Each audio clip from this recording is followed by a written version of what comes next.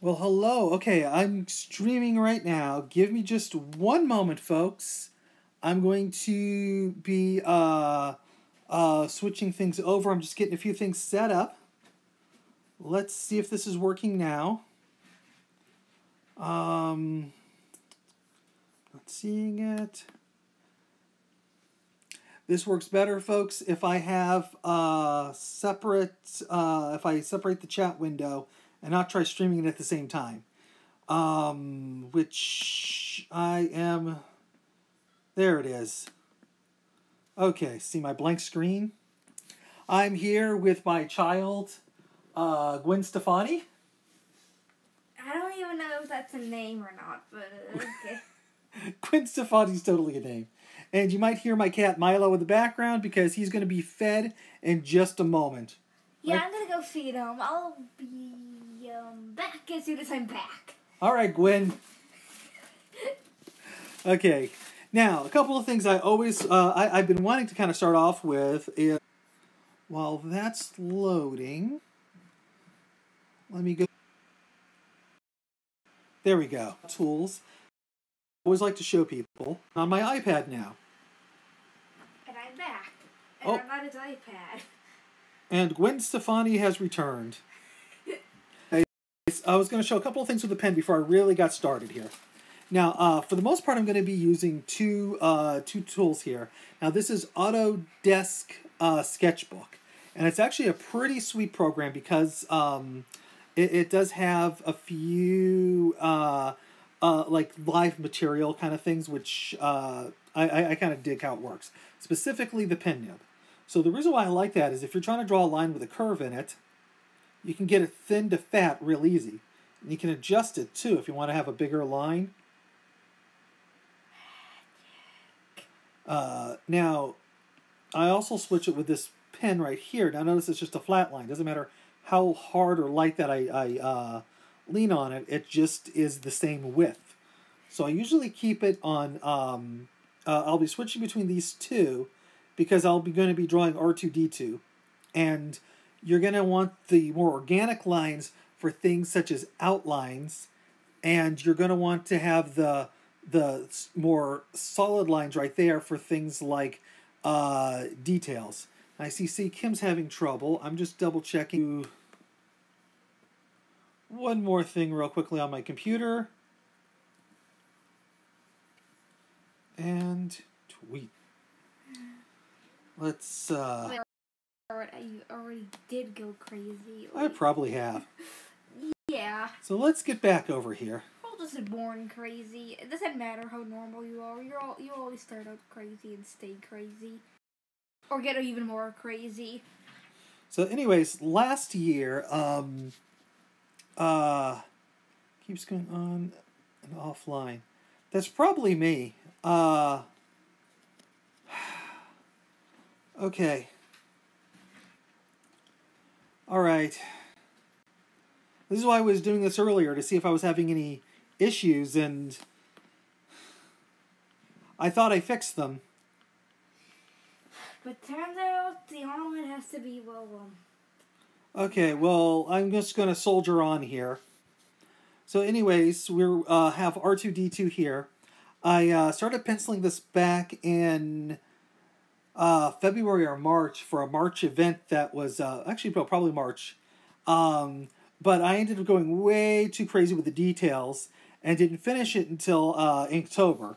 So I really went ham with a lot of the little details, and I got very macro. For Inktober, I only just inked the dome in, because that's really all I had time for. So we're just going to keep going from there, and I'm going to be switching between those two tools that I tried showing earlier, and maybe you'll see it and maybe you won't. So let's just keep going, and if you got any questions, let me know. Any issues, I still have the chat window up. Also let me know, and I'll see what I can do. And, yeah. All right. It's 4.9, good. Don't mind if I talk to myself. Well, that sounds good. How do you draw a million? Yeah. How do you draw a million stick figures without having it look like a scribble. You don't. They just look like a scribble.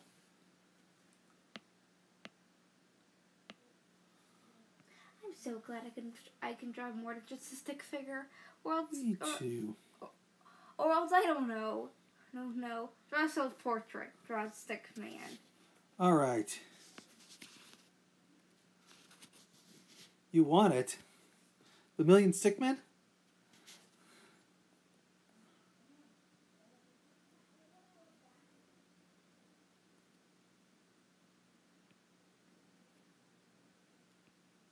Oh yeah, right. People are gonna see me.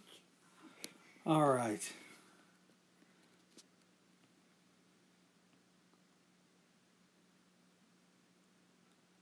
I forgot I was on screen and people are gonna hear me humiliate myself. Well, Woo! if you want to leave, that's okay too, kiddo. I don't know. Maybe I'll stick around. Alright. Humiliate myself is fun. Well, my daughter here is also an artist. I mean, you're better than me, but I've practiced more. it's like you're like, I don't know, 30 years older than me. Sounds about right.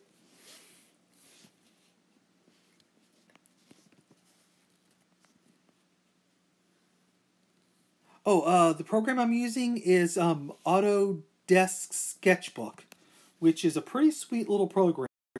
My friend David Brame, who is a comic artist, does mostly indie stuff. This is what he uses, but he actually likes the pencil tool in it. I always kind of preferred different program.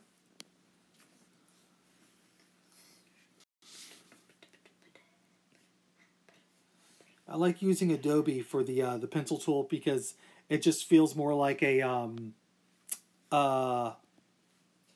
whatchamacallit.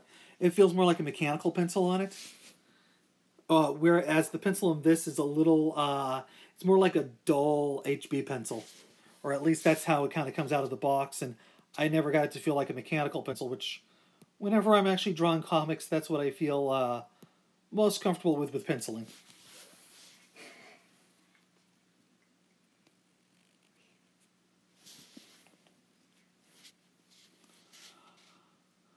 I've never tried Procreate. I should check that out at some point. Okay.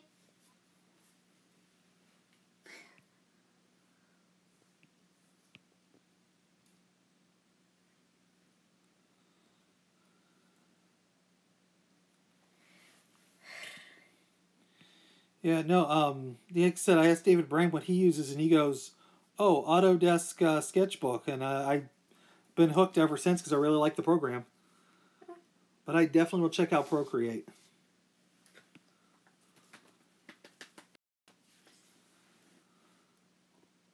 I'm just gonna talk because, silence is silence. Yep. I have my sidekick here. She's like my Ed McMahon to my Johnny Carson.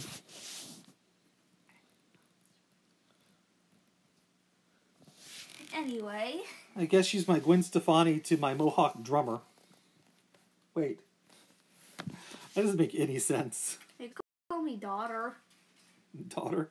Don't call me daughter. And I just got demonetized.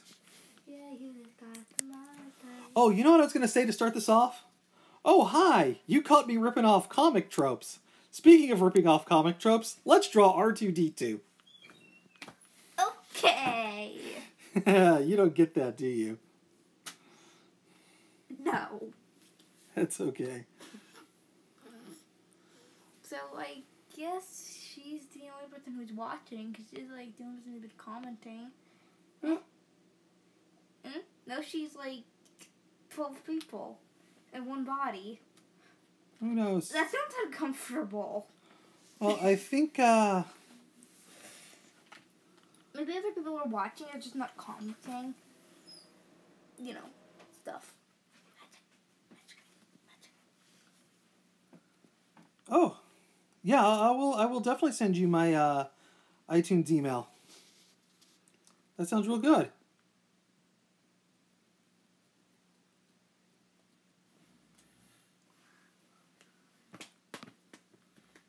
Now, you see, I just used the ruler tool. go away. But thank you, Dorothy, for saving my pen.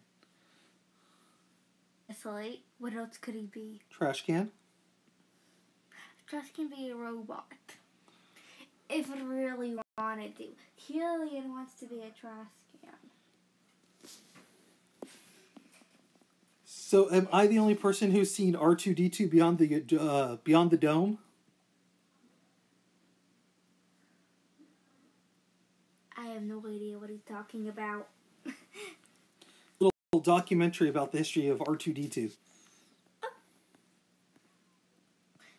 He was so generous. He'd always give me his parts, most mechanical parts, when I needed to replace something.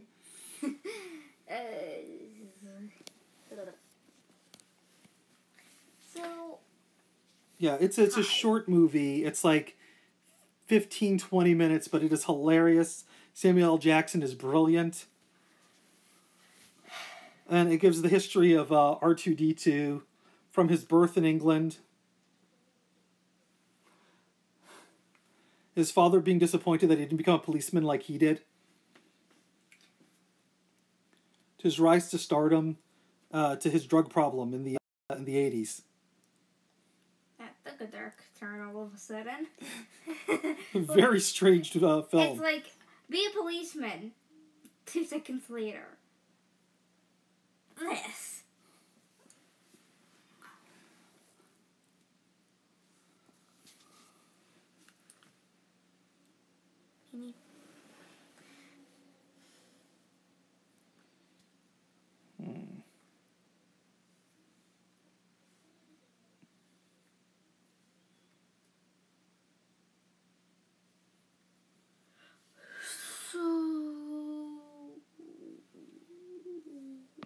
Are you not entertained, child? I just said so, okay? I'm quoting a movie. She didn't say child. The line just, are you not entertained? Hi.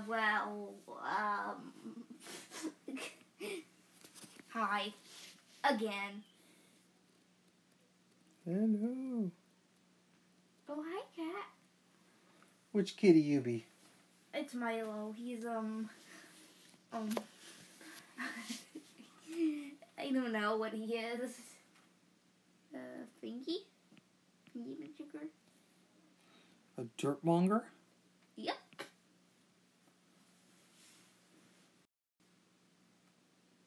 Our cat Milo is not very smart. He's actually the opposite of smart.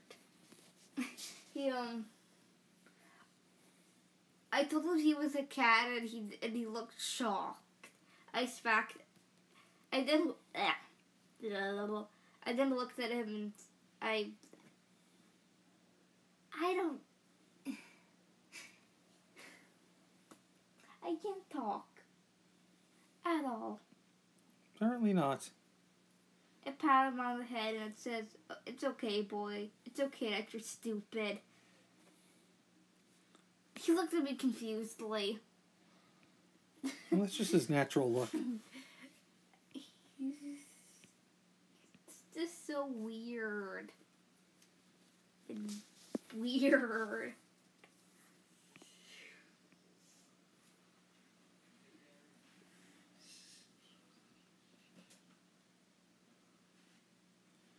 All right. When you...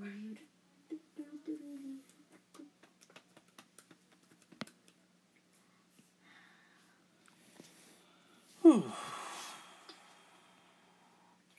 hoping there'd be a few more people. Will people stalk us if I tell them the cat's name?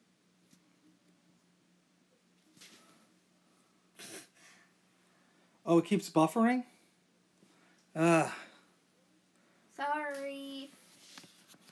I don't know. I may have to try this again once the kids go to bed, which is after 9.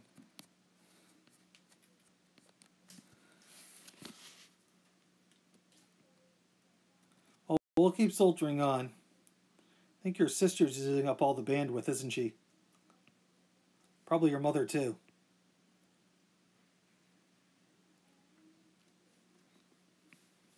If Marley was on his cell phone, if he has one, he'd be on it. He'd probably eat it or try to. Then he'd say hi, because if anybody else comes. But it turns out it's just a million C Kims. See Kim post. Post Kim post.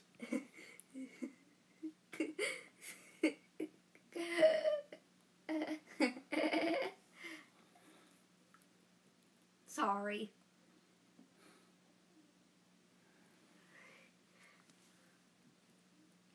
Yep, you get to hear me make dad jokes. Okay. Maybe I should leave. Well, if you want to. I'm not, you don't have to stay if you didn't want to.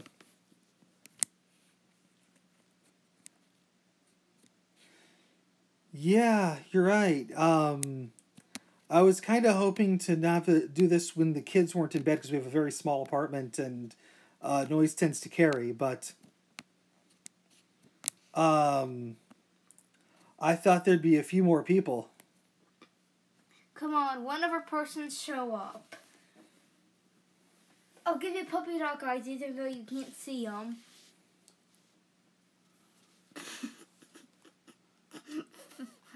You're missing an absolute ridiculous face that Gwen Stefani's doing.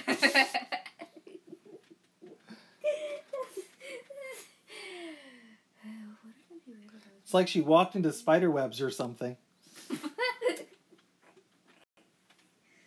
That's not even a joke. Why am I laughing? Actually, it's a hilarious joke.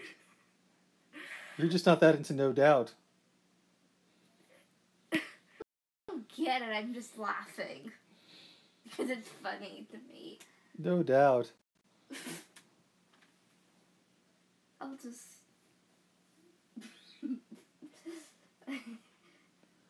Hey, Dad. The doorknob. The doorknob, yes. It's doorknobbing. How do you doorknob? I never could figure that one out. Every time you tried, you failed miserably, and that's why that's why we're all dead. Wait, we're dead? That's the twist. We're all dead tonight.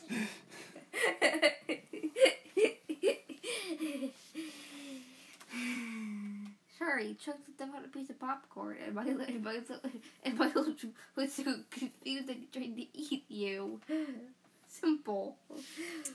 Yeah, I also think the 11 o'clock Eastern seems to be high traffic is because, Comic Tropes has much bigger fan following than I do. I mean, I don't have that many subscribers, and, I've been trying to get the word out on social media, but I had a feeling, I'm expecting like maybe 6-7 people at most.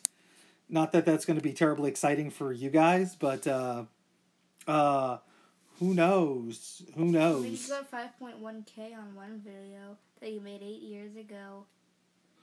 Yes, apparently she knows all my stats. Yeah, when you were like on your like YouTube page and video of me as a 3-year-old with Stevani, I got 48 views. I actually was on YouTube and I ran across a video of Maddie as like a 2-year-old riding a big wheel around the house. You mean she's a senior? Yeah, that's not her real name. Sorry. Don't stalk her. Because I wouldn't like that. And I would kill you. Or at least make you have a very bad life. Okay, I'm gonna shut up now because I'm probably scaring you. Sorry. I know earlier when I was just kind of having fun, testing stuff out, I was trying to come up with a catchphrase on the fly, and the best I came up with was "keep punching Nazis." I think I might need some work. Keep punching Nazis really hard. Make them bleed like they never bleeded before. Well, that works for me. And then end their lives. Spelled it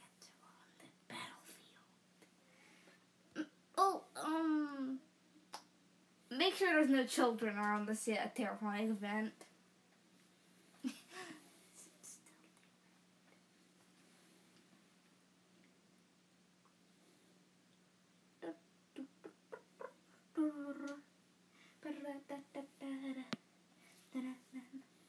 I'm glad it's Friday because I get to have the weekend all to myself and my sister and you and Mom. And the cat. Rip off my disguise. Ow, I just punched my nose. Whoops. And then say, "Hey, Dad." And then you look at me all confusedly, like you're dead or something. I don't have to switch to the ruler tool, but I kind of wanted those lines to be absolutely crisp. Then I can get more organic with some of the other lines. Although I suppose I could work without the ruler tool. I'm gonna leave. Before I leave, I want to say something real quickly. Do that catchphrase, okay? Keep punching Nazis. Yep. Well, if you can't, at least imagine you are. All right. Did you want to have a catchphrase as you peace out? I'm leaving. All right. Here's her catchphrase. I'm leaving. Bye. Oh, yeah. I made this shirt last year. It's probably too small on me. Nobody can see it. Whatever. Ew, it smells. Well, it's white with a bunch of, like, little doodles on it. It's probably why it's in the laundry, child. Dear, I don't know if there's anything I can do about it starting and stopping.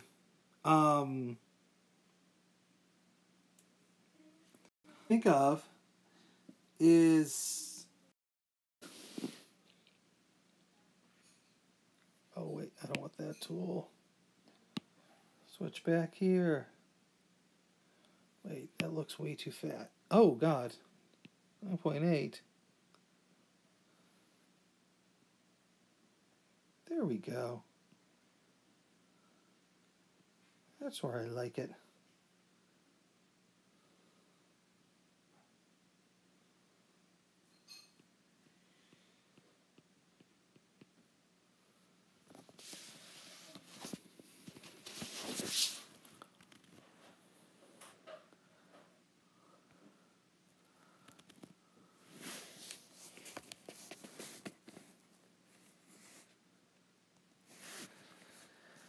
Yeah, well, the thing I liked about this program is that it feels like it's actually the tools that I'm used to using. But I have the undo button.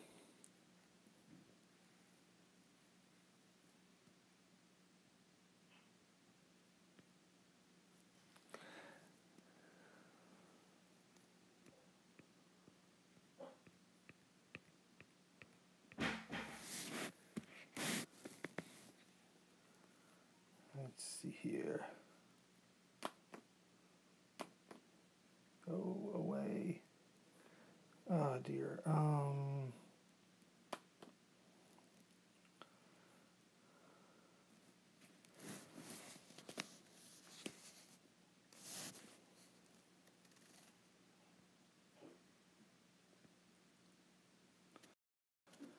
See, I thought Pathetic Spider Boy would be here.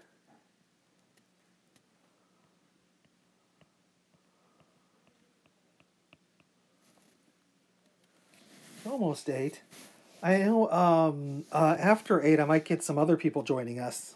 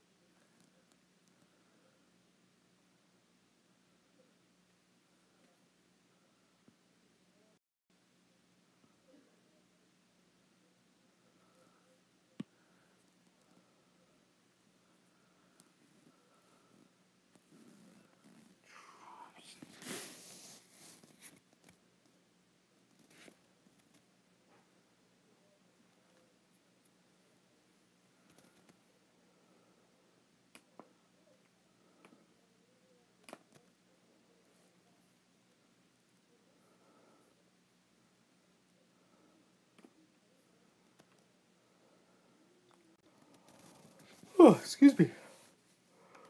I did not mean to yawn there. Okay. I'm boring myself. Let's get this in here. Oh, I hear my neighbors are outside smoking. No clue if you guys are picking that up.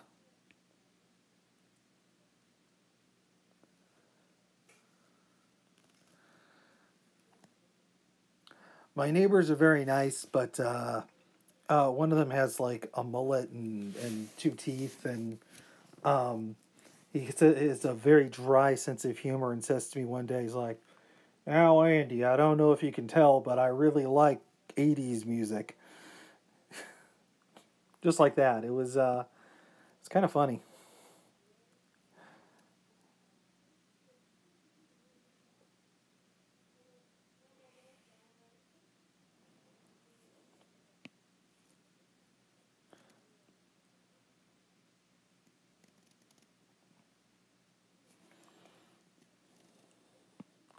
So do you want me to tell any stories, anything you want to hear? Because I've had quite a few adventures.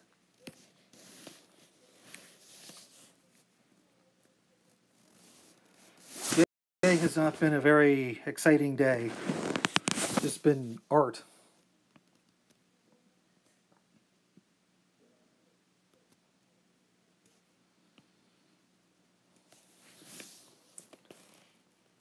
Well, okay, there's some lurkers.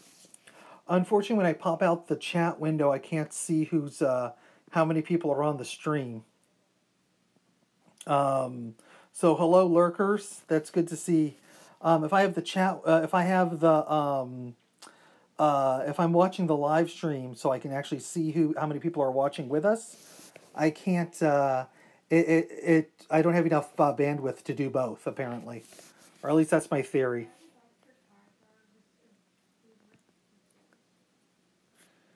So, why don't I tell this story? I think you guys would appreciate this. Years ago, there was a place called the Word and Pictures Museum, and it was a comic book art museum.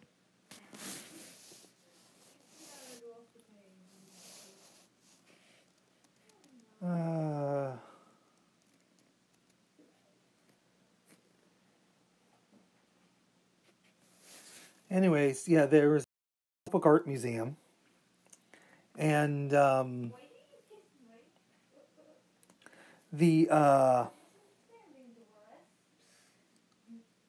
hey, Molly, can you shut the door, please? Okay. Yeah, just come here and shut my door.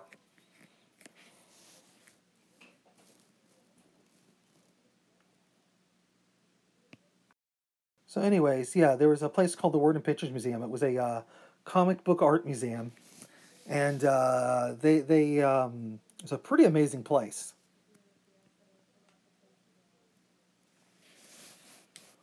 And because of that, I ended up going to some really cool events over the years that when they were open.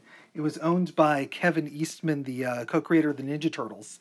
And every time he'd see me there, he'd always ask to see my new artwork. So because I always had my portfolio with me. And they were working with UMass Amherst, which was basically the next in the next town over, to do a graphic novel. From behind me, a voice go, "Hey, Moxie Frubus, great band." And I turn around and it's Scott McCloud. And, I recognize him immediately. And I'm like, "Hey, you're Scott McCloud." He's like, "I am." And we start chatting. And I'm like, we got a mutual friend. And he's like, "Oh, who's that?" And I go, "Rich Harrington." And he's just like, "Oh my gosh, how's Rich doing?" Because they actually went to college together. And technically so did we. Rich was a professional illustrator who, forgive this pun, but went back to school to brush up on his painting.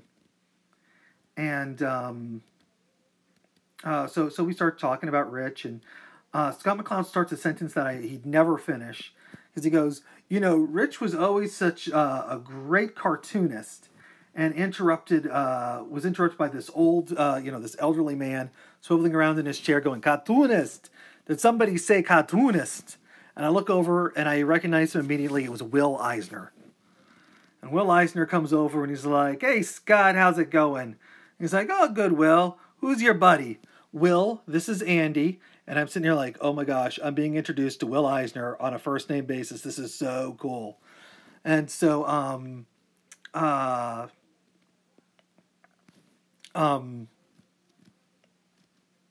yeah, they start chatting, and he's like, Scott McCloud's like, "Hey, where's your wife?" And Will Eisner's like, "Oh, she's not feeling well, so she's back home in Florida." Oh, where's your? She's like, "Oh, my youngest got sick, so she had to stay home with the kids." And it's like, "Andy, you're not you're not with anybody, are you?" And I would go, "No, no, right now I'm flying solo." And he's like, "If I'd known that, the three of us could have ditched this party and gone to a strip club, which would have been a very different story."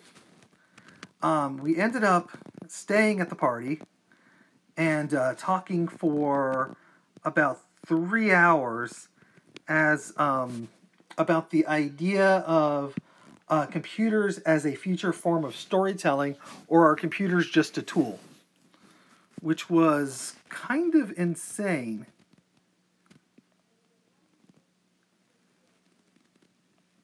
And that is how I met Will Eisner and Scott McCloud and had drinks with them.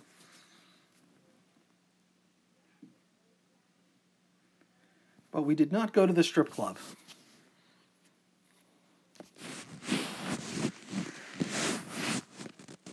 That was a graphic novel conference. That was also the same weekend that Bob Kane died. And I didn't realize this at the time, but Bob Kane and Will Eisner were best friends in high school, and they used to go on double dates together. Which is probably one of the coolest things to hear about. Like, how cool would it be to witness Bob Kane and Will Eisner on a double date?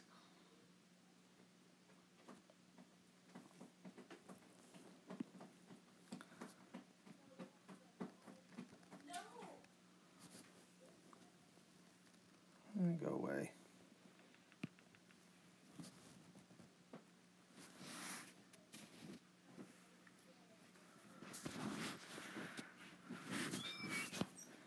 Let's see here. So, the Word and Pictures Museum is also how I met Bernie Wrightson. He had given a speech there. It was like a little talk, which was super cool. And it was an absolute amazing hour of him talking about how he, worked with Stephen King and on Ghostbusters and just all the amazing work he's done over the years. Complaining about how little money he had. And it's just like, geez, if Bernie Wrightson's struggling, is there hope for the rest of us? Because Lord knows I'm not Bernie Wrightson. Bernie Wrightson drawing R2-D2 would be even more amazing than me. So anyways, after the talk, he went outside to have a cigarette like he usually does. He was this wasn't the first time I've met him. I met him before, and it was at that was the heavy metal 20th anniversary party. And exploding from the museum, and I mean, just literally the door just was flying open.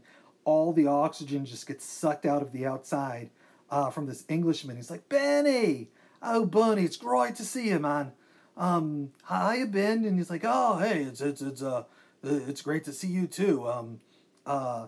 It's like, hey, Bunny, let's go grab a beer." And he's like, "Oh, okay, that sounds great. Let me get my kids and let's go." And he's like, I'm thinking like, oh, there goes my conversation with Bernie Wrightson, and Bernie Wrightson turns to me and the other people chatting with him. He's like, "Hey guys, want to join us?" And I kept it cool, even though my brother's going, "Yeah, let's go it." The three of us went to this place called Packard's, and I had never been there before this night. Packard's is a bar and restaurant, and the Englishman goes, It's a great little pub. I know the owner. I'll be right back. And he vanishes into the pub. And so we're outside, and Bernie Wrightson's kids were like 10 and 8 at the time, I think, or something along those lines. And they're like, Dad, is he Australian? And he's like, no, he's just English. No. He comes back out and is like, all right, I got us a private room in the back. And so we go down this alleyway, and we walk into the back of where it's like the restaurant part of the bar. And inside the restaurant, like the first thing you see is a hammerhead shark on the wall with an arm hanging out of it. And I'm just like, I think we're at the right place. So they take us into this back room, and it's like this library with a long table. And it was myself and the English guy and Bernie Wrightson at the head of the table. Next to Bernie Wrightson was his 2 kids. 2 people from the museum showed up, but the other 2 people that we're hanging out with kind of chickened out once they saw the hammerhead shark and left. And I'm bumping wrong buttons here. And so they leave. So it's just a small group there at this in this back room, and we found out later we could they could have smoked there if they wanted to, because it was separate from the rest of the bar. They had its own ventilation system to suck out the cigarette smoke, but they didn't smoke at the time because they didn't know this. And we were like joking around that the waitress is going to like swivel around from the bookcase like a Clue and deliver us our food, and we're having a good old time. So the English guy and Bernie starts talking, and they were talking about Joe Quesada and Jimmy Palmiotti calling them up to do some project for Marvel, and this is well before the whole Marvel Knights thing launched. And like I'm just sitting there like listening, going, Bernie Wrightson's like, oh yeah, they contacted me too. I'm doing a project for them, but he didn't know what he was doing. And the English guy's like, yeah, they asked me. I'm thinking of doing a not Scarlet Witch, Black Widow comic for them. And just like Black Widow. Who is this guy? And he's like, yeah, I'm leaving Hellblazer. And I'm like, wait, who is this guy? And he's like, oh, I'm doing this for Heavy Metal Magazine. And I'm like, who is this guy? And then he stops in the middle of all of the listing stuff and goes, it's rude I haven't introduced myself. Name's Paul. And I'm like, wait, this is Paul Jenkins. I'm out with Paul Jenkins and Bernie Wrightson. So I kind of, kept my cool, even though I was kind of freaking out to myself, going, oh my gosh, I'm so cool now. And so we have a meal at Packard's, and we wrap up and head over to the Hotel Northampton, because Bernie Wrightson needed to put his sons to bed because it was getting late and it was getting close to their bedtime. So we head over to the hotel, and me and Paul go into the bar, and we're joined by these 2 guys who run a local comic book shop. And apparently this is the comic shop that Paul Jenkins shops at. Well, Paul Jenkins is not, he's like, I gotta tell you something about Paul. Whenever he gets a new project, he comes bursting through the door, and he just doesn't say hi, doesn't say hello, no small talk. He'll just be like, give me everything you got on the Incredible Hulk. And we'll have to like piece it together. He'll buy $200 worth of Incredible Hulk back issues and then leave without saying goodbye. So we had a bit of a laugh about that, and Bernie Wrightson comes back, and the 4 of us hang out, and it was the night of the Great Guinness Toast. And it was like, they wanted to have like the most people around the world toasting Guinness at the same time. It was a kind of thing, but they were doing it at the bar, and so we all got our Guinness and toasted together at the time, and so it was a lot of fun. But at the end of the night, Paul Jenkins turns to Bernie Wrightson, and he asks one of those questions that, like, you you always want to hear the answer to, because it's all about creativity and the creative process. And he goes, so Bernie, do you feel as an artist your work's always getting better, or do you feel like you have an epiphany and your work's suddenly better?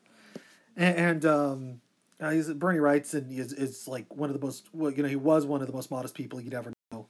And he's like, oh, I'm losing my eyesight. I have a lot of steps because of this, and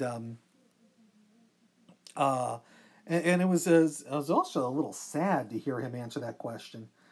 And then Paul Jenkins turns to me and asks me the same question, and I was just like, wait, no, I'm not worth asking this question. I want to hear your answer. But I answered anyways. And that was much the night I went out drinking with Paul Jenkins and Bernie Wrightson.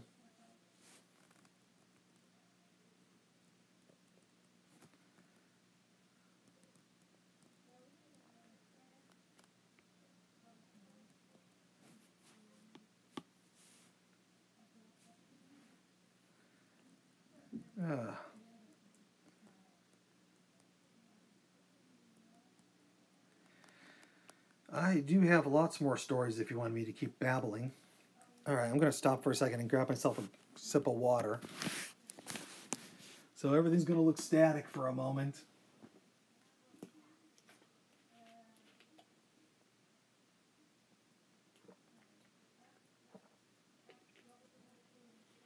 If I do more of these, I'd like to figure out how to get a setup like Chris does, so you can watch me drinking the water, because I know that's what everybody wants to do.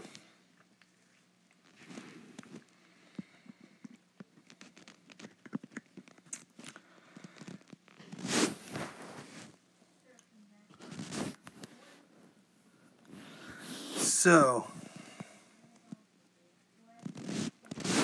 are you familiar with the band Television?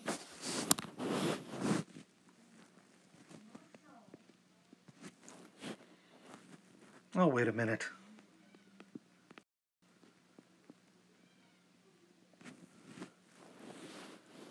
Is that the cat meowing?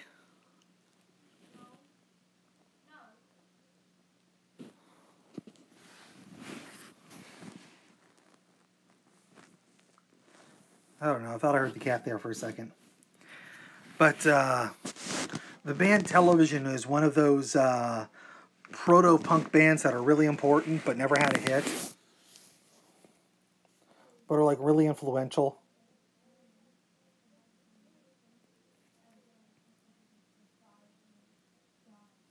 The Talking Heads apparently ripped them off with their early sound. And if you get a chance, their album Marquee Moon is absolutely worth listening to. Well, earlier this year, what's his name? Richard Lloyd, the original guitarist from from Television, did a solo show, and the owner of the space, which is a recording studio, asked me to kind of come in and because he just always likes me having me around, because I usually help out a little bit, clean up, make sure people are. I'm like a good host, basically. I know we're a lot of VIP ticket, which is fine. There were actually people who paid money for those nice VIP tickets, so they can actually sit down on a couch with Richard Lloyd and have their own conversation with him. And so myself and his drummer and a bunch of other people were waiting around outside between sets. And, they'd get their autographs and have like a little 5-minute conversation and get their photograph taken with Richard Lloyd, which is pretty cool. And so I'm out there giving out, and the drummer's getting introduced to everybody there.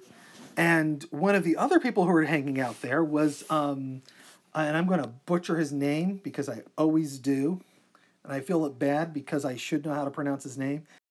Jay Mastiff from Dinosaur Jr. And so the person who was introducing everybody actually introduced me last after Jay Massive, which is insane because usually you introduce the most important person last, and I'm certainly not that person. But anyways, of course the drummer is going to want to talk to the dude from Dinosaur Jr. And I don't blame him because I was just kind of hanging out and listening to their conversation a little bit. Anyways, after the second show, he sees me hanging out. We start talking. He's like, "So what do you do?" And I'm like, "Oh, I do artwork." And I start showing him stuff, including the poster I did for the show. And he's like, "Holy shit, did you draw this?" And I'm like, "Yeah." And he's like, "I gotta show Richard." And he just grabs my arm and drags me into the to the little private meet and greet. And he's like, "Richard, you gotta see this art. It's fucking awesome."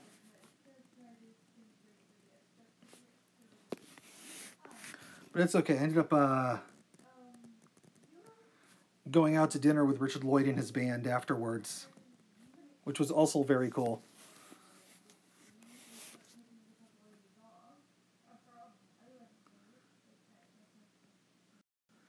The UMass students who were volunteering to be there, were like, we chatted for a bit, and as they were leaving, they just give me a big hug, and I'm like, "Oh, we're hugging? All right."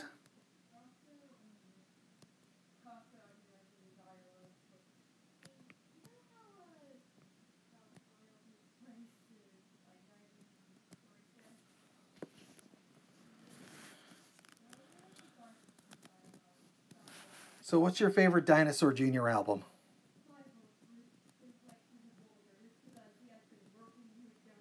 I might have to wait a while for that answer.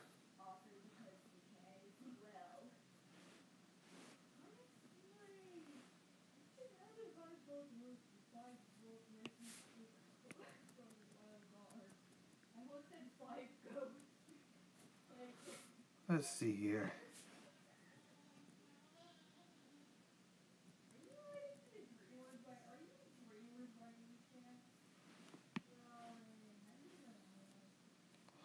Get that ruler again.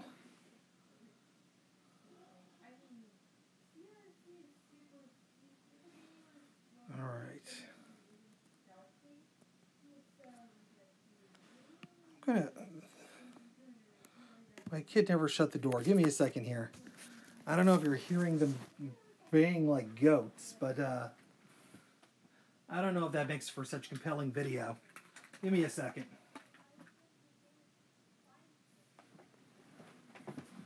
Ugh.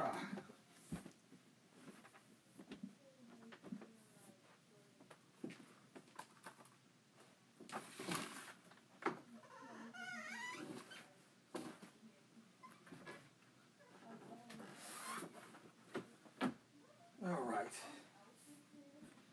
Now that I shut the door, the cats are probably going to want to burst in.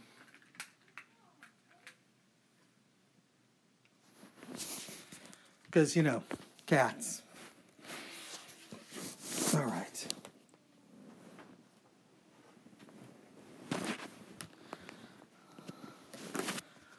Let's see here.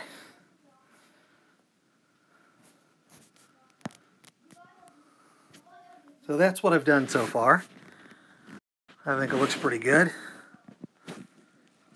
Still got a lot more to do. I don't think I'm going to finish this tonight. But that's okay too. Because I also want to color this in. Green Mind, yes. Class.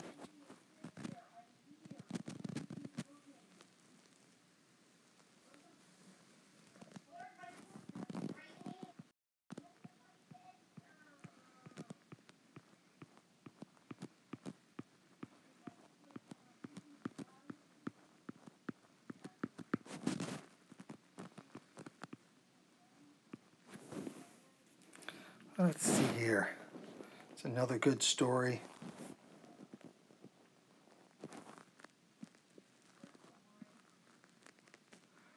So, the Marvel Knights launch was, and they sat at a different table from us. But every once in a while, Jimmy Palmiotti would like say something like, "Well, at least it's not as bad as that Andy and Cross fella." And then like we'd say something bad about him. It's not really that exciting of a story.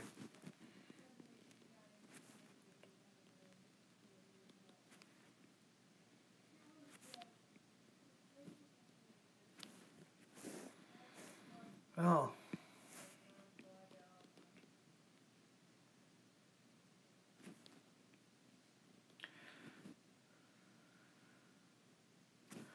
So,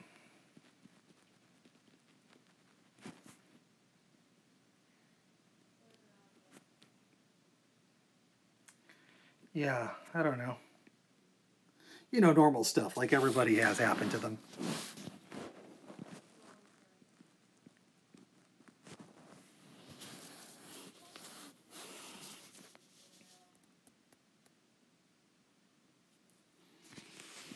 Or there's the time I ended up at the Democratic National Club wearing a Darth Vader t-shirt, while everybody else is wearing business suits.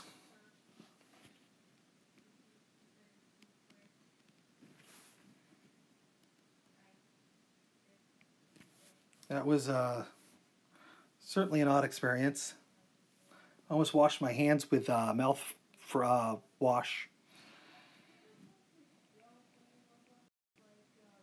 Because, you know, it's that kind of place.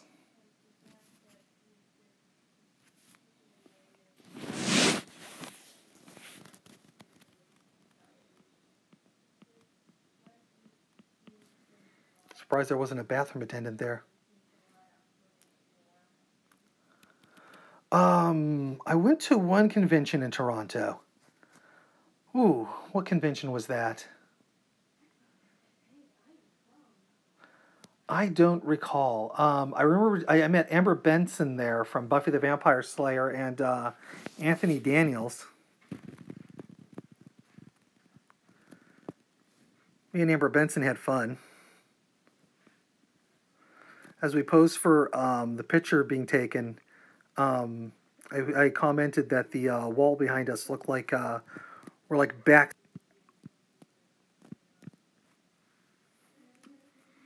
But that was not my most exciting adventure to Toronto.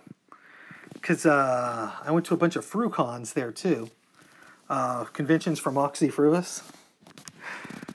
You're laughing at me right now, I know.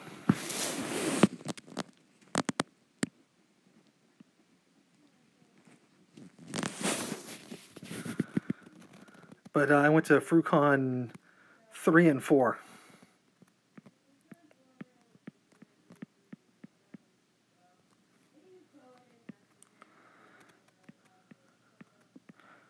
FruCon 4 had Gion's first solo show.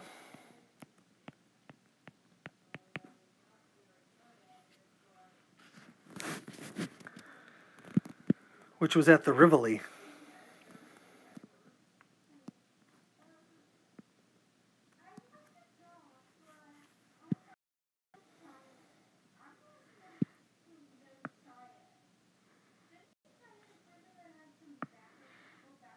Oh no.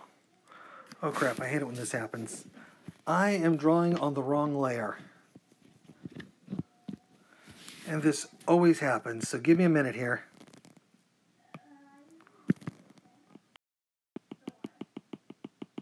Da-da-da-da.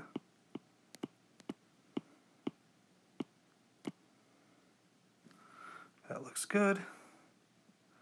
Lock the layer. I hate that. I lock the layer and that still happens.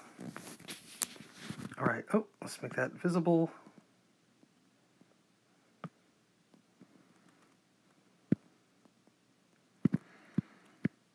Man, but what was that convention I met Amber Benson at?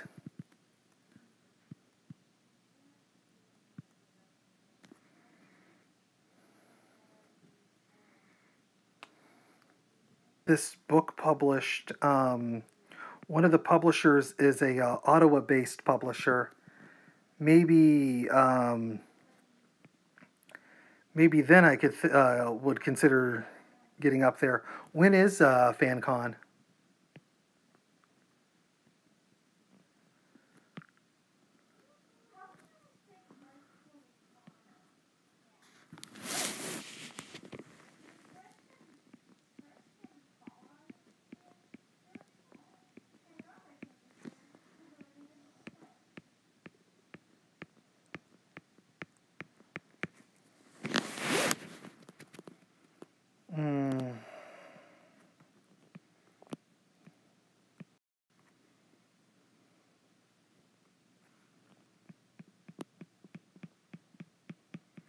See here. August. Toronto is beautiful in August. I think my last trip to Toronto was in August. I remember going to Toronto and seeing Gian perform with Luke Dossett and Sarah Celine and what's her name? Feist at Say What. And that was with my friend Sabura, who has passed away since then.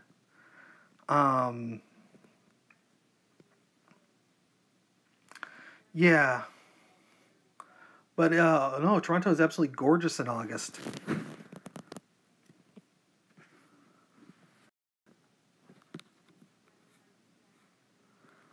Wow, that is very generous. Yeah, I just got to find the money to get there. But that is a bit far in the future, and I am still way behind on that. Which I hate to keep bringing that up because it should have been done by now. I did that 11-page story that I had to stop working on because I need to redraw it again. And I wasn't ready to just redraw it for a third time.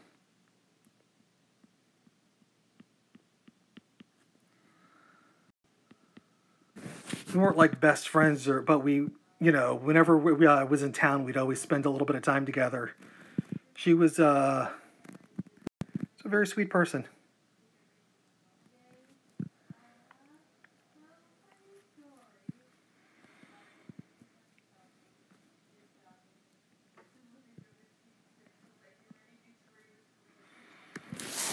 I remember I got a good tour of Toronto because she was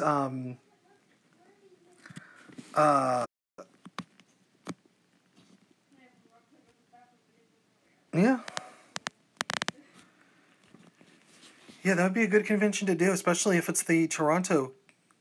My one concern is dealing with the border because the book's very specifically about immigration and the border patrol. So I'm probably going to be on like one of Donald Trump's enemies list things. But I think that's really just getting back into the country, not going to Canada. So I should be able to get there okay.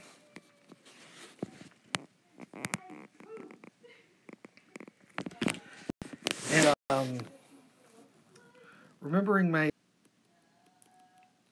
So I'd have to figure out something to do with my my merch. Maybe mail it to you before the convention. I still might have to pay duty for that.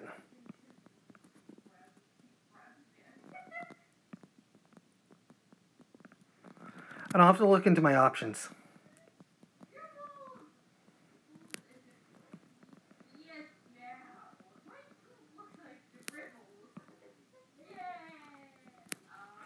But we shall see.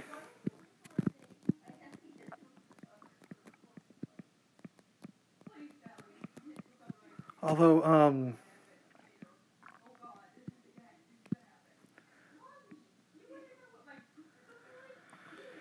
so I know the Rebel Media is a thing up there, but do they do stuff with the Confederate flag too up there?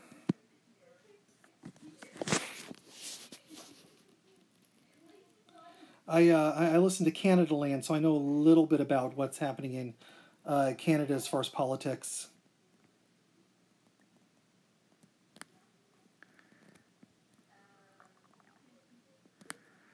So whatever happened to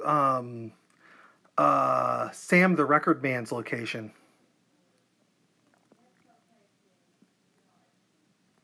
I used to love that store.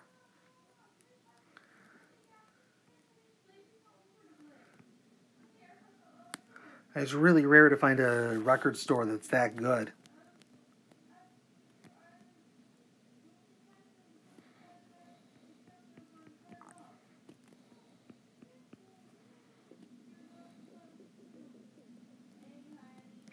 Yeah, I know that they closed out. I was just wondering what happened to the building.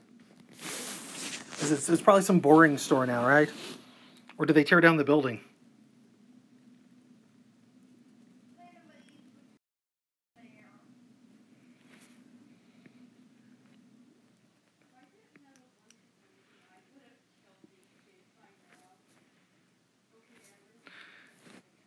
I mean, in Philly, there was this cool building with oh, oh, of course it's condos. Who wouldn't want to live in that block?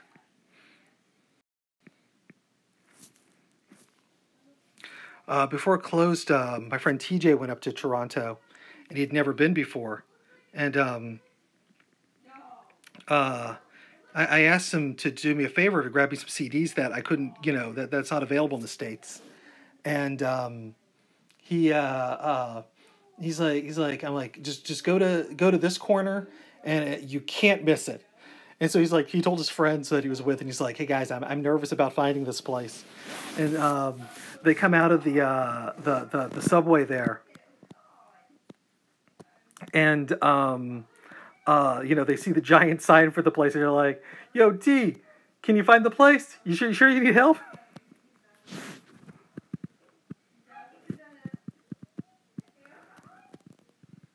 Are there any record stores still in Toronto? Because I remember there was an HMV on Queen, if I remember correctly.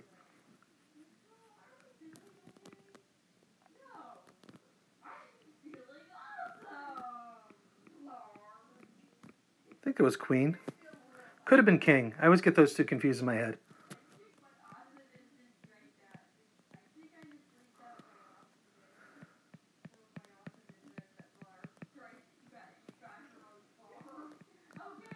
Well, I told my friend TJ not to eat at the Pizza. I'm like, you're going to be tempted because it's on like every corner. That there's not a Starbucks. And I'm like, it is some nasty pizza.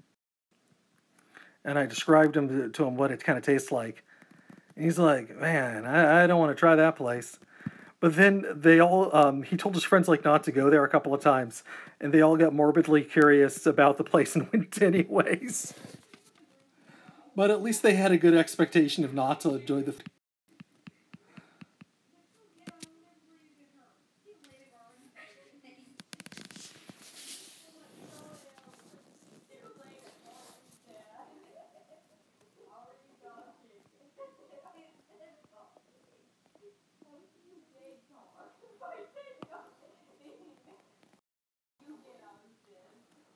I don't know if you hear my kids, but they are getting loud. That's okay. They seem to be having a good time.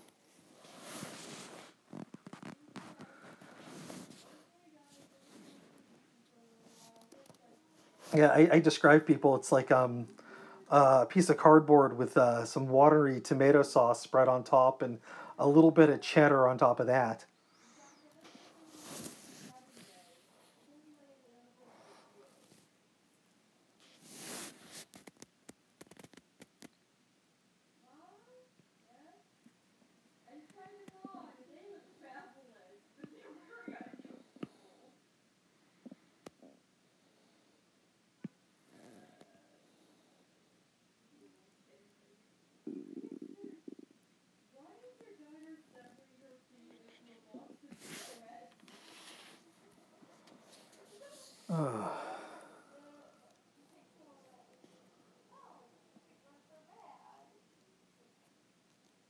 Oh, I'm not surprised.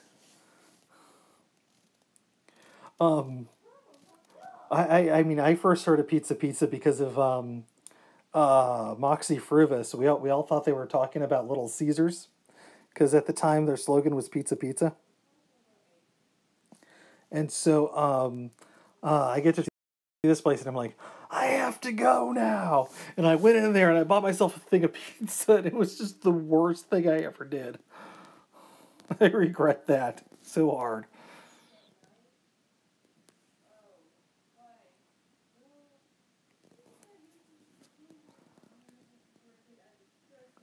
I also read the Toronto Sun because of Moxie Fruvis.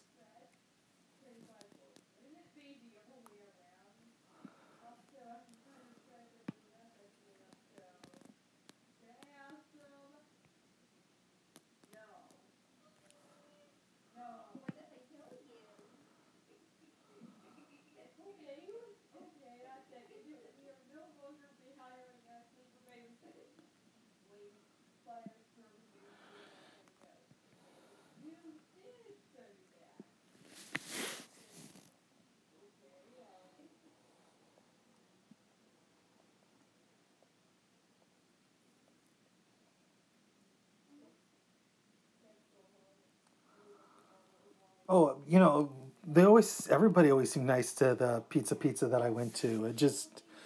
I know, it's just not good food.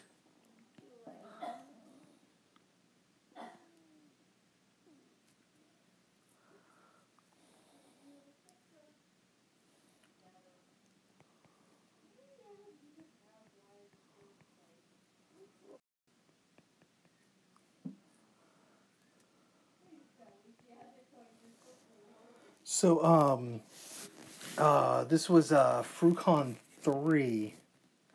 I was I was in Toronto, and after one of the shows, I was driving back to the youth hostel I was staying at, which was on the corner of Spadina and either King or Queen. I think it was Spadina and Queen, if I remember correctly. And uh,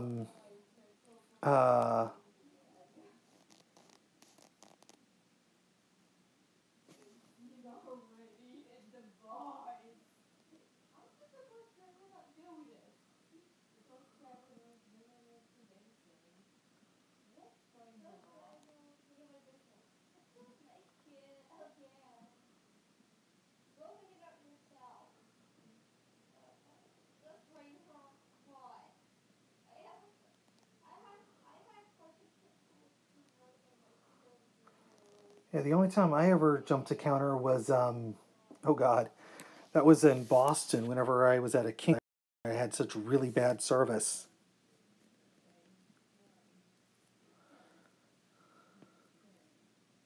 I don't remember climbing onto the counter, but I do remember I'm on the counter and my friend's pulling me off, and I'm like, wait, how did I get here?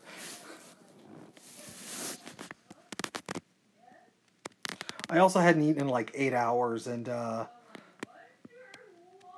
because the last thing I remember was the guy's comment was it, well, you didn't ask me if it was in the machine, and I was like about to crawl over the counter and beat him like he was a Nazi or something.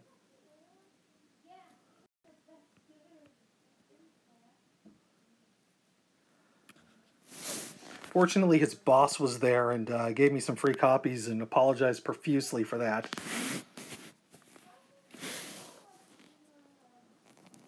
Hey! Yes, I'm not trying to stream the video at the same time. It's probably on my end because we have really bad lines around.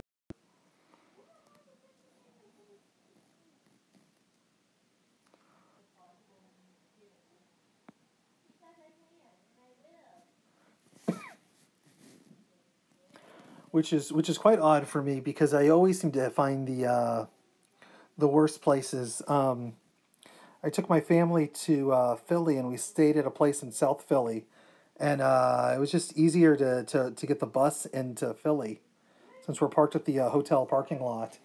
And we after we left, there's this amazing video of a dude with an AK-47 down his pants, walks up to one of the buses and pulls out the AK-47 and opens fire at the bus. That was like a week after we had just stayed in that neighborhood. So I know how to find all the best places. But I've never found the bad side of Toronto.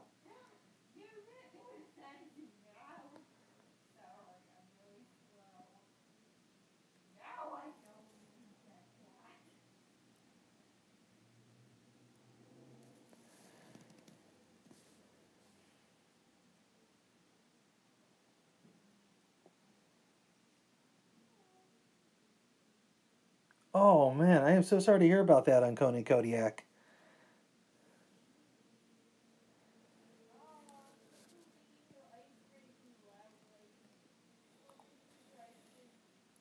I've just been working on that page, but I had to run some errands, so I didn't get that much done.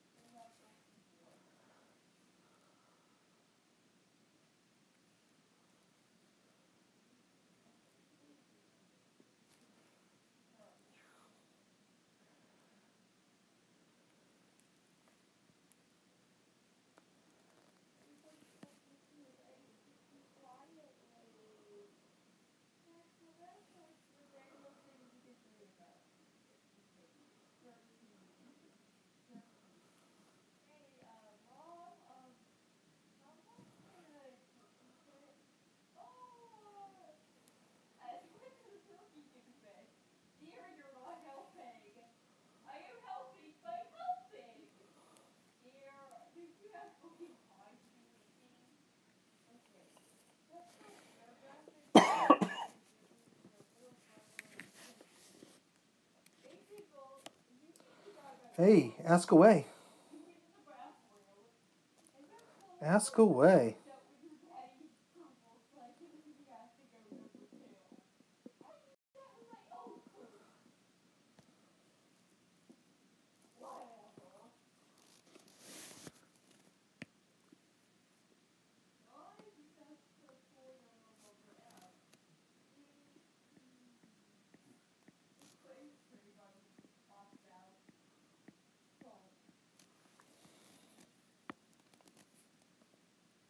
Oh, thank you. Yeah, I spent. I know you didn't hear this, but I spent.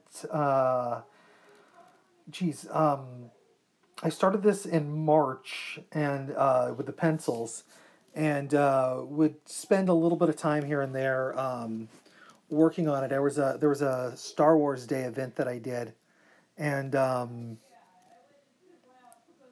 never quite had a chance to get it finished for the event. So when the prompt for Inktober came up for Star, I'm like, I know what I'm doing. Give me a chance to finish the pencils for R2. But I knew this would take hours and hours and hours and hours to finish.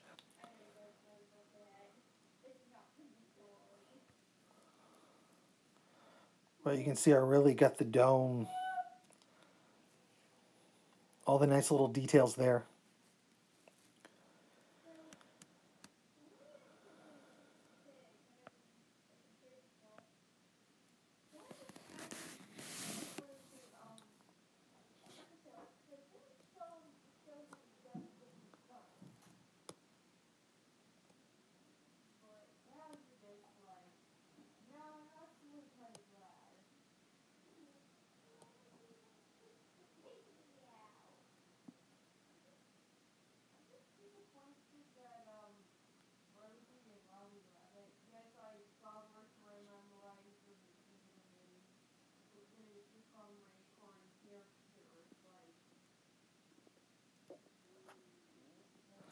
Yeah, no. This I did work with a photograph because I really wanted to get all the details in there. So, but I spent a lot of time with it. Um, Honestly, I think sometimes it works because I kind of do that a little bit with backgrounds from time to time. But usually it's either royalty-free stuff or stuff that I've taken myself. I prefer taking photos, but sometimes I just don't get to the right places.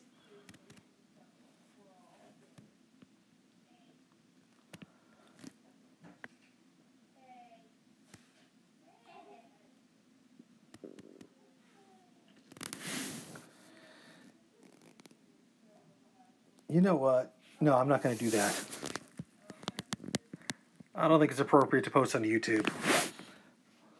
But there is that Greg Land fan art that I did.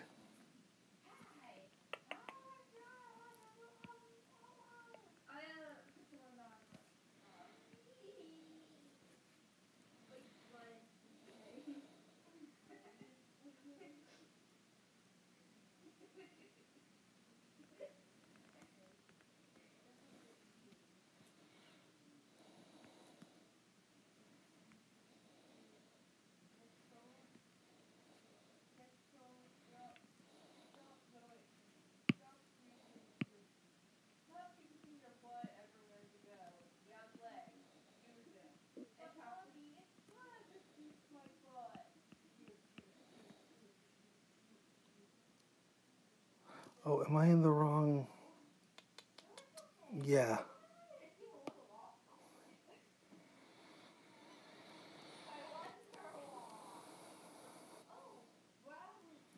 After that, oh, there it is.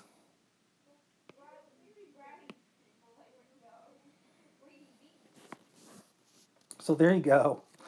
That was my Greg Land fan art that I sent in for Comic Tropes. That was I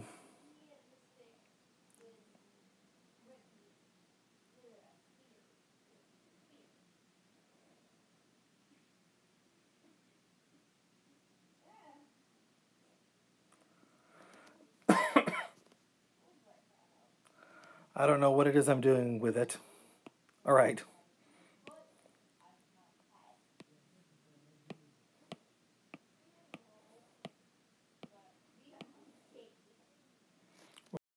Um,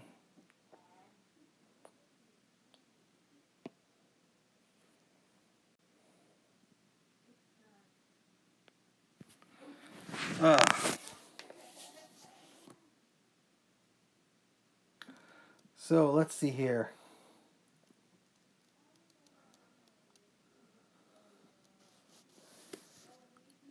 Let's see here. Maybe I should tell another story.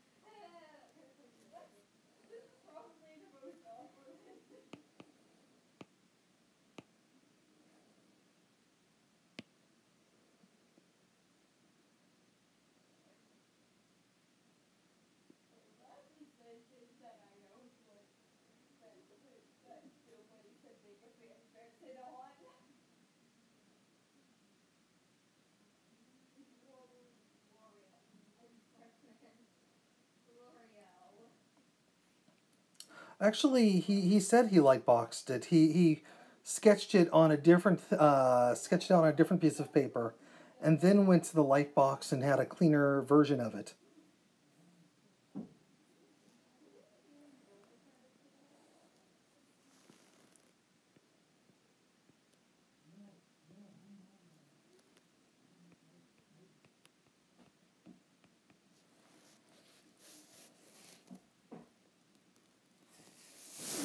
I wanted to see him use the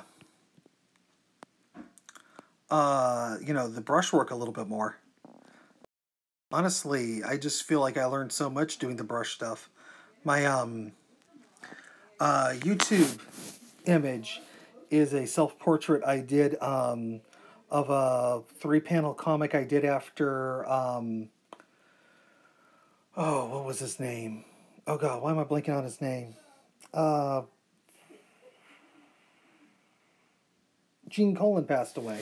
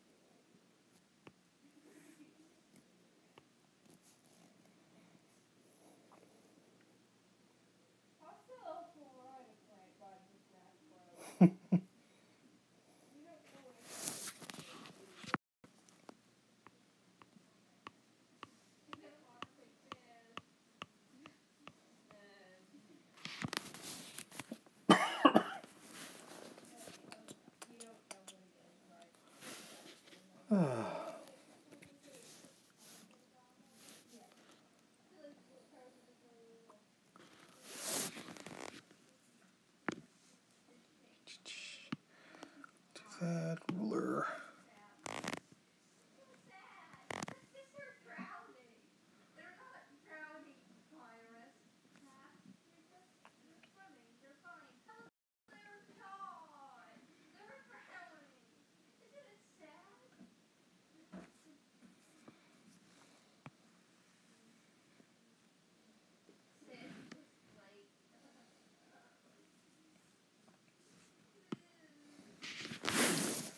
Yeah, I know. You got an Eisner nomination, and I just have worked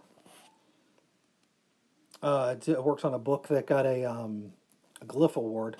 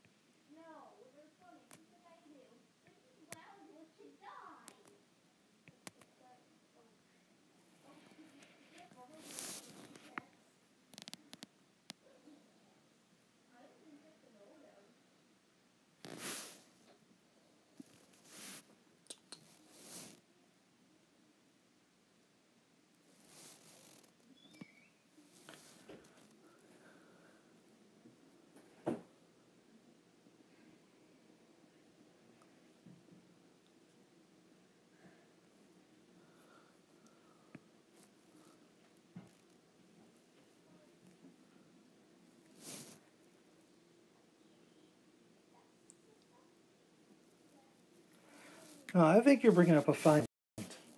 Here's the thing. Like, it depends on where everybody is professionally and what they're doing it for. I have. I'm actually. One of the things that I always tell people. It's okay to trace when you're learning. I mean, when I met Todd McFarlane, he told me to, find comic book art that I don't like and trace over it to learn the anatomy, which I think I kind of modified his advice. When he told me, I go, oh, like Rob Liefeld? And he laughed hard. And the table right next to him was Merritt Michaels, who was working for Extreme Studios at the time, was just bitter towards me. But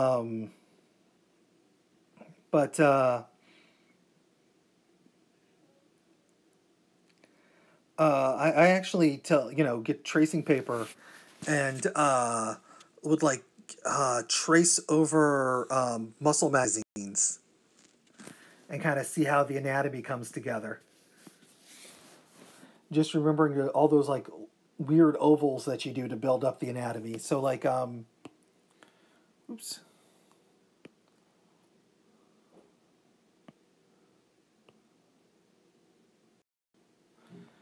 So like when you're penciling stuff out,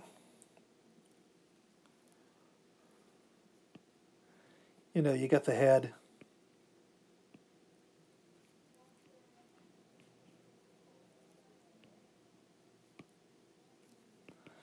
The neck coming down. And you just kind of rough out where the muscles are.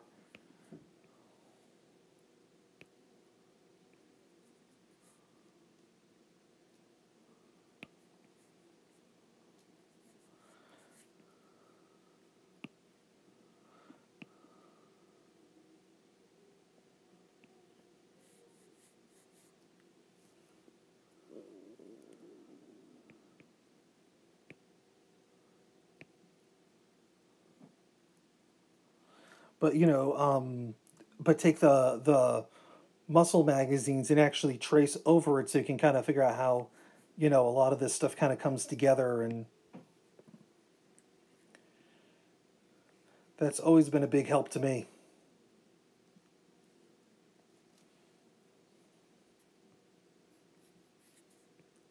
Like I said, I stole the idea from Todd McFarlane.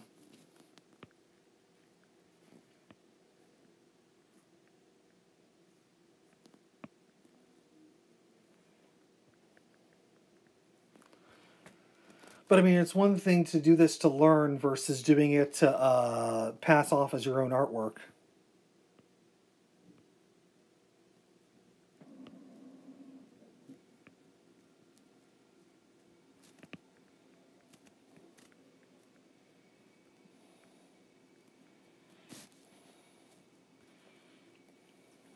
Well, there we go. It's almost like dynamic anatomy, isn't it? Anyways.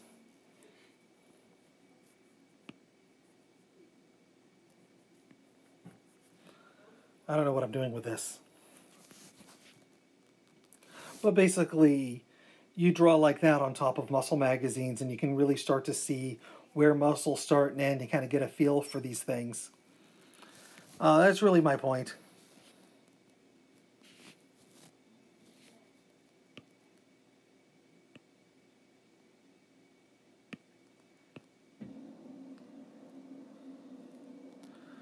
I don't know. I might come back to that and continue doodling.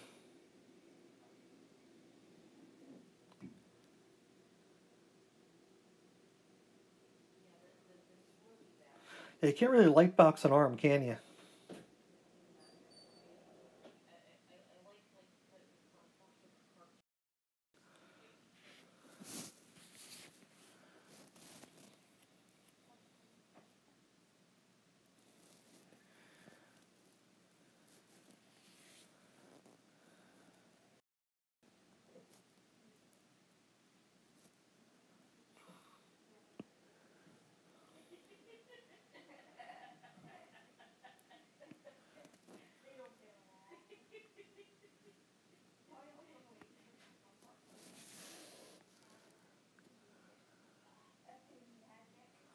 Oh, that is sorry to hear about Liefeld. I once compared Liefeld to Trump on my Facebook page, and Steve Pugh, he used to be the artist of Animal Man and the Flintstones, jumps on my timeline and is like, Rob Liefeld's actually a nice guy. And I'm like, I'm not saying he's not nice, I'm just saying he's divisive, like Trump is divisive. It's like, but his enthusiasm for the medium, I'm like, I'm not denying that. Rob Liefeld's very enthusiastic about the medium of comics. I am all for that.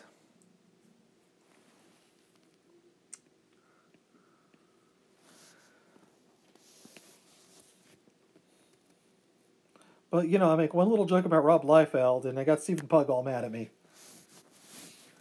Which is just kind of funny, too, because Stephen Pugh's really talented.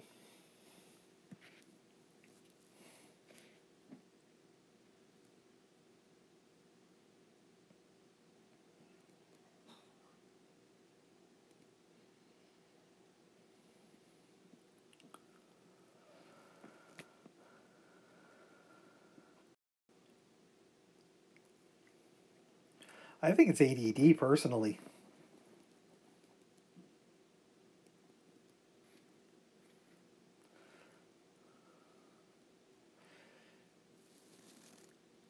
I remember when I was 14, my comic shop owner, and I were talking about Rob Liefeld, and I was talking how amazing it was in the 100th issue of New Mutants when uh, when Shatterstar ran the sword through him to kill the guy, and he's like, "Oh, he stole that, right?"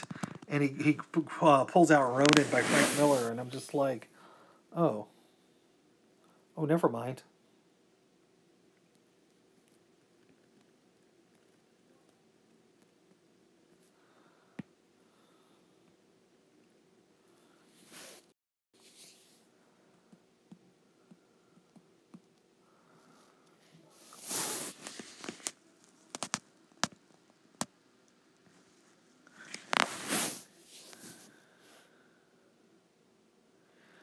I would like to see Rob Liefeld not as a like in a Stan Lee kind of position. Like he doesn't make comics, but he's just like, "Hey there, true believers! You gotta check out this new comic by this great cat I know,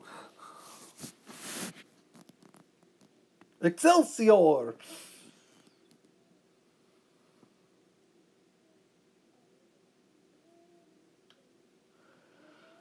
I have not seen any of his recent stuff.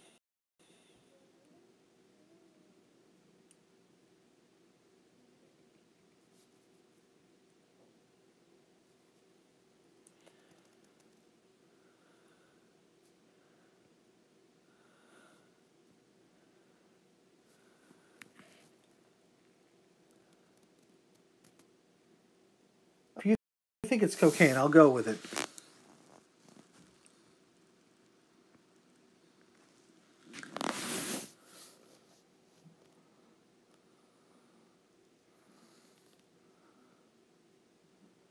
I'm pretty sure that's Trump's problem too, is cocaine.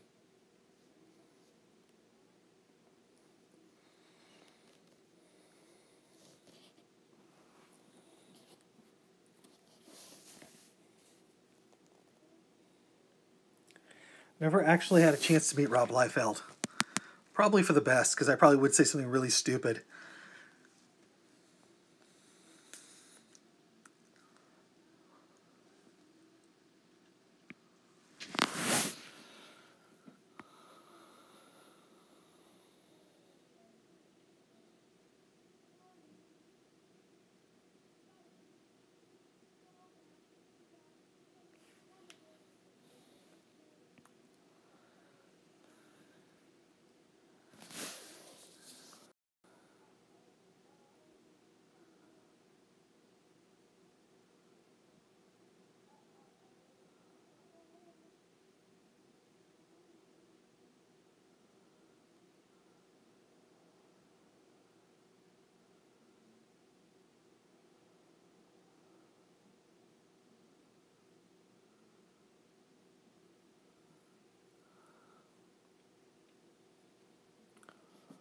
See here.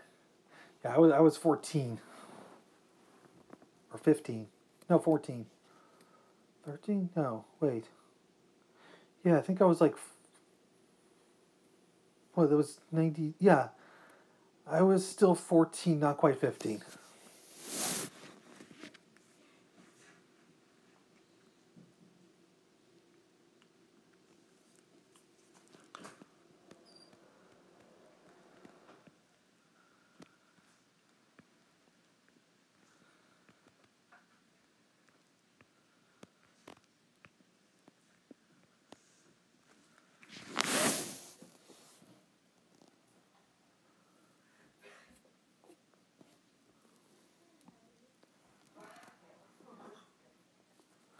Do you remember the Levi's commercial he was on?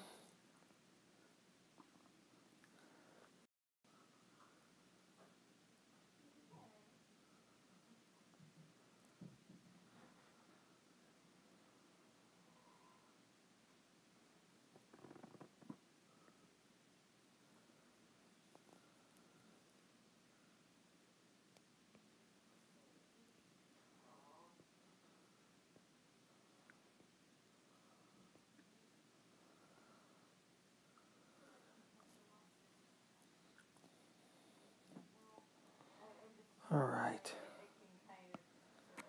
Look at that. I got a leg done.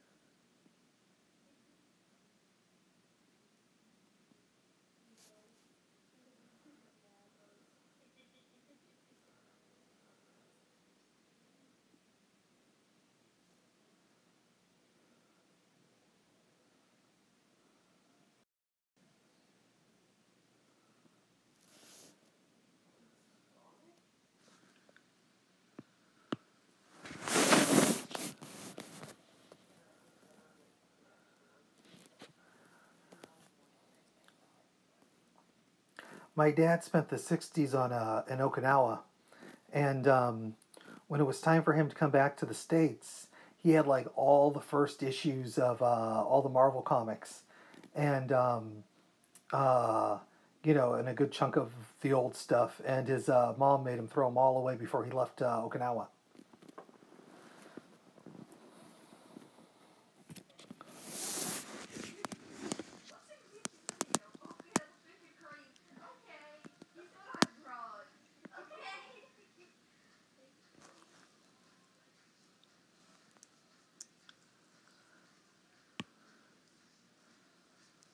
Okay.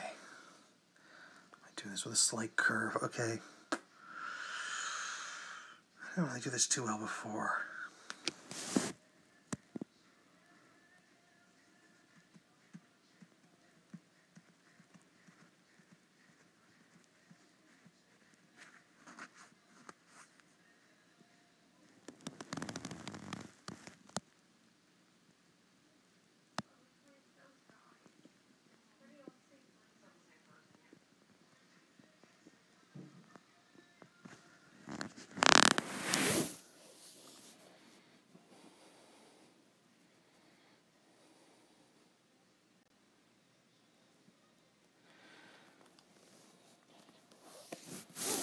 So you guys want to hear another story?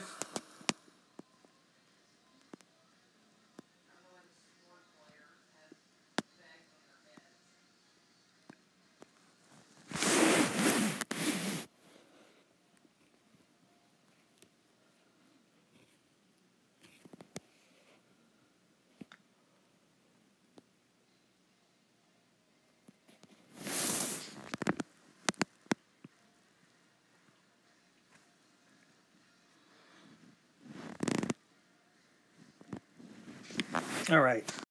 So,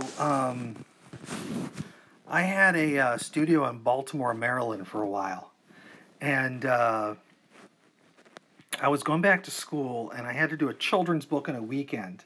I had it written and everything. I just hadn't sat down to do the artwork. So I kind of spent the week kind of getting everything ready, but I didn't have a chance to do it until like that weekend. So I locked myself in my studio. It's, cruising through it, and it's Saturday night at this point. Been there for, about a day and a half. And because the studio is in an old mansion that used to, that's turned into, what has it turned into? It's turned into different offices. I wasn't expecting to see anybody in the studio, anybody in the building.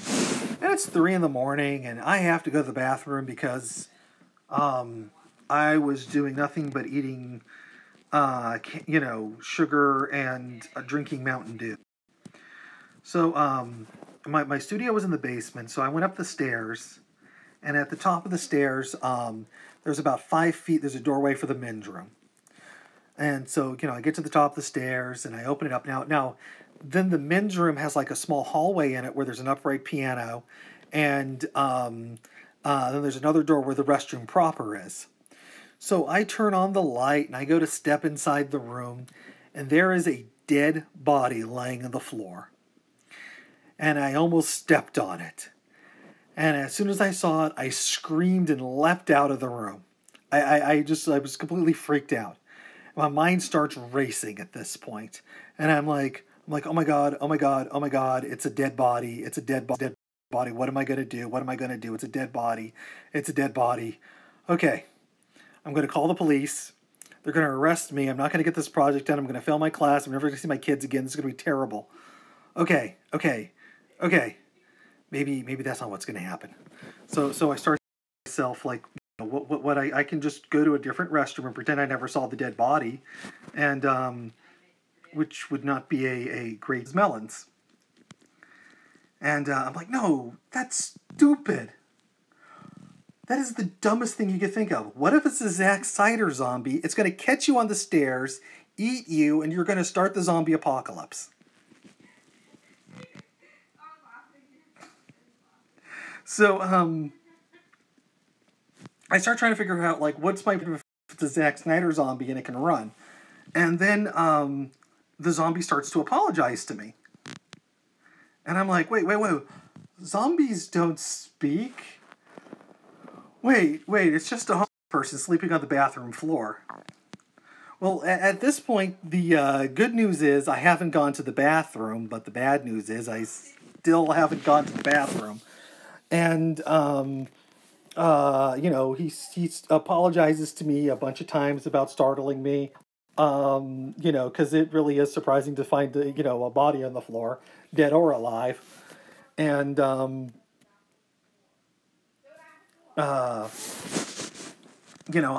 just like, apologizing because I startled him because, I did scream like a woman when I saw it. Because what else are you supposed to do? It was I can't believe the high-pitched scream that I had. And, he's like, so what are you doing here? And I'm just like, wait, is he trying to pick me up? And he's like, I was working on a children's book, and he's like, what a coincidence. Me and my wife write children's books. Maybe we should work together. That was the time I had to stop the zombie apocalypse in Baltimore.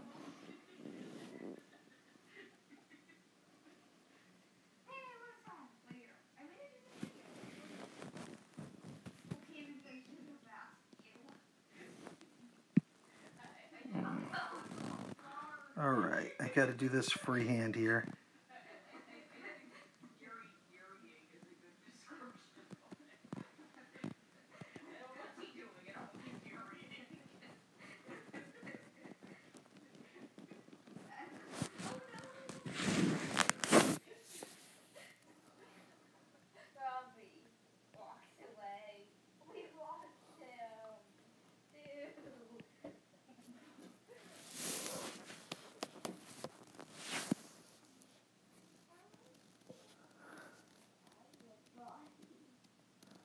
So, yeah.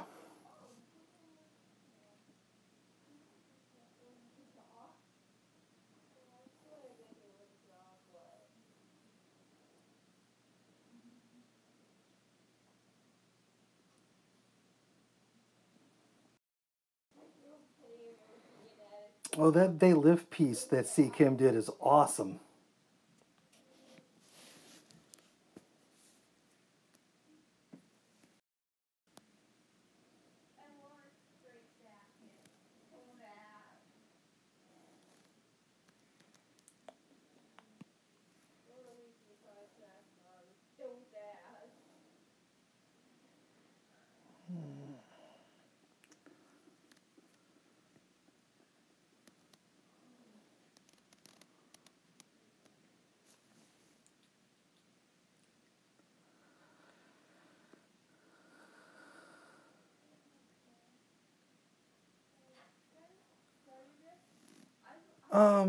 The lasso tool's a little weird in this thing.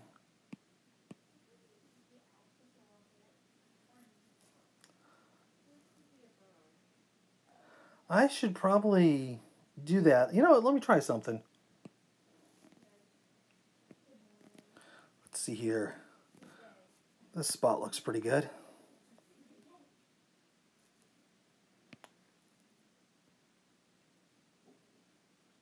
You're probably watching all my app notifications pop up.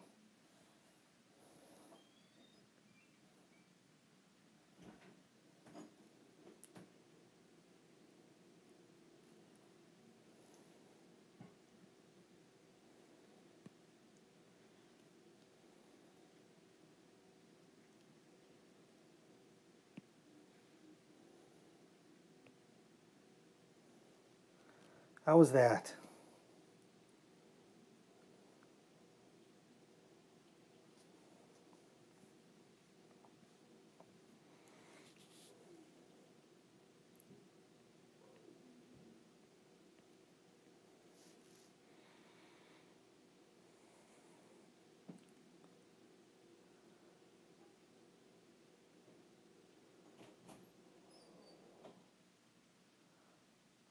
Oh, interesting.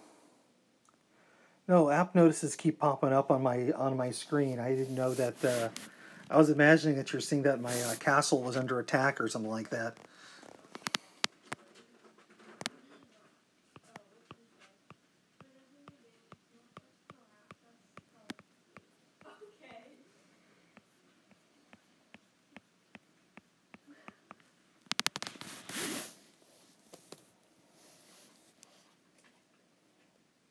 All right.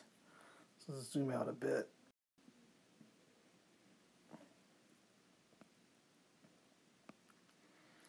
All right. Okay. I don't know how much longer I can keep doing this because my kids just went to bed, and I don't know if me talking is going to be keeping them up. But if I talk quieter like this, is this working for you guys? I don't know. They could hear me. I don't know if you could hear them laughing about my zombie story. I think there's a cat at the door. Is that you, Princess? Yes, that's Princess. Sorry, my cat has to come and visit me.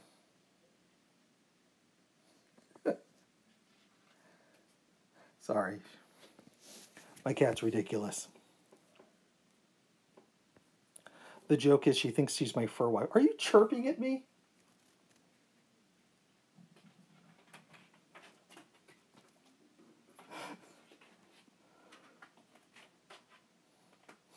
She is ridiculous.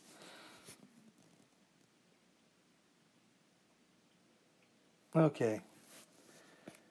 You know what? Maybe we'll wrap this up for tonight.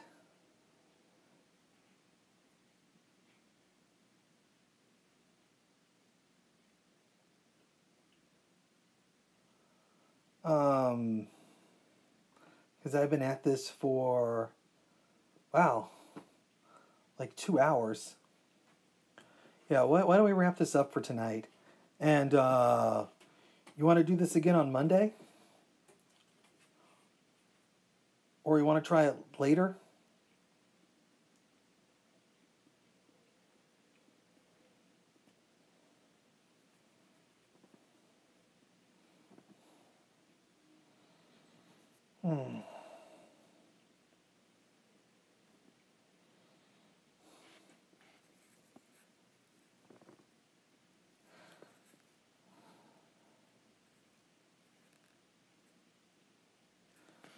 Yeah, I don't know. Okay, I got to do something about the door.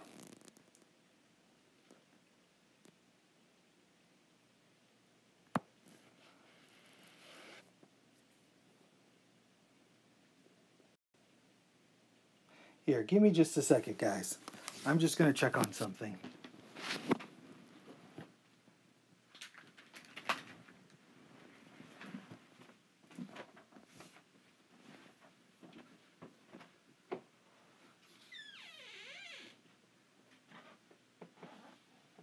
Girls, is me talking disturbing you?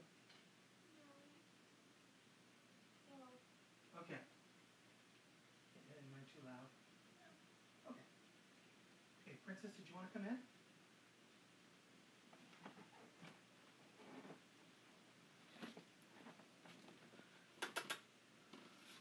Oh, I'm closing the door.